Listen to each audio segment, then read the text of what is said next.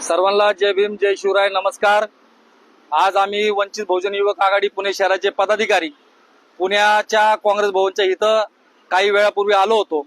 येण्याचं कारण असं की काही दिवसापूर्वी काँग्रेसचे युवक आघाडीचे प्रभारी अजय चिकारा यांनी बेहतर नागपूर म्हणून नागपुरात एक कार्यक्रम घेतला। त्या नागपुरामध्ये घेतलेल्या कार्यक्रमामध्ये आपण जर बघितलं तर समस्त बौद्ध समाजाची अस्मिता असलेलं दीक्षाभूमी, जिथं विश्वरत्न डॉक्टर बाबासाहेब आंबेडकरांनी हजारो लाखो अनुयायांना सोबत घेऊन इथं या पावनभूमीमध्ये दीक्षा दिली, अशा दीक्षाभूमीचं जे घुमट आहे ह्याच्यावरचा जो 25 शिलचा झेंडा आहे तो 25 शिलचा झेंडा काढून इथं सनातन हिंदुत्वाचा RSSचा झेंडा लावण्याचं काम केलं आहे। खरं बघितलं तर आमचं पहिल्यापासून म्हणणं होतं फक्त RSS भाजपमध्ये नाही तर काँग्रेसमध्ये सुद्धा आहे। आज आपण बघितलं काँग्रेसचा जो नेता आहे, जो युवक आघाडीचा प्रभारी आहे, हा अजय चिकारांनी हे जे कृत्य केले ते कृत्य केल्यानंतर त्यांनी एका शब्दाची सुद्धा बौद्ध समाजाची माफी मागितली नाही। आमच्या भावना अतिशय तीव्र आहेत। या ठिकाणी अजय चिकारांनी माफी मागायला पाहिजे। समस्त बहुजन समाजाचा बौद्ध बांधवांचा अपमान झाला आहे।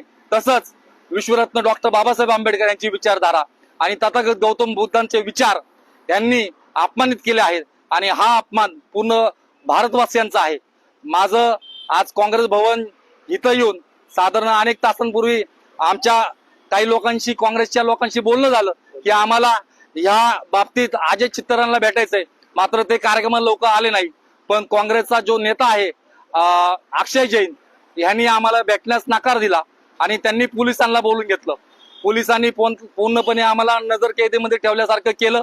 जिथं आम्ही जाऊ तिथं पोलीस होते आणि खऱ्या अर्थाने एक तर चोर आणि परत शिरजोर अशा पद्धतीने काँग्रेसचे नेते आणि कार्यकर्ते जर वागत असतील तर मला काँग्रेसमध्ये राहणाऱ्या, काँग्रेसमध्ये काम करणाऱ्या बहुजन समाजातील तरुणाला आव्हान आहे की खरंच काँग्रेस हा बौद्धांचा अपमान केलेला आहे तर खरं तुमच्या धमक असेल तर काँग्रेसच्या नेत्याची गचुंडी धरून त्याचा तिथं निषेध करा, मात्र तुम्ही ते करणार नाही।